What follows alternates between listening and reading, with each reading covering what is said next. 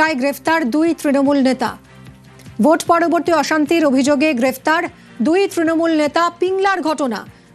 Vote পরবর্তী অশান্তির অভিযোগে দুই তৃণমূল নেতা গ্রেফতার পিংলায়। 24-এর ভোটের পর অশান্তির অভিযোগীদের বিরুদ্ধে আরও কারা যুক্ত, তদন্তে পিংলা থানার পুলিশ। দুই তৃণমূল নেতা গ্রেফতার। 24-এর ভোটের পর অশান্তির অভিযোগ, এই অভিযোগেই গ্রেফতার দুই তৃণমূল নেতা। পিংলার ঘটনা।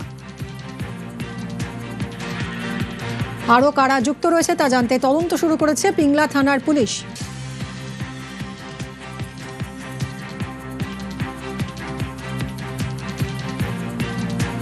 পিংলায় গ্রেফতার দুই তৃণমূল নেতা। ভোট পরবর্তী অশান্তির অভিযোগে গ্রেফতার এই দুজন। 24-এর ভোটের পর অশান্তির অভিযোগ রয়েছে এদের বিরুদ্ধে। আরও কারা যুক্ত রয়েছে তা এই দুজনের থেকেই আরও জেরা করে জানতে চায় পিংলা থানার পুলিশ। 2024 ভোট পরবর্তী হিংসার ঘটনায় এই দুজনকে গ্রেফতার করেছে পুলিশ। পিংলা থানার পুলিশ তদন্ত করছে।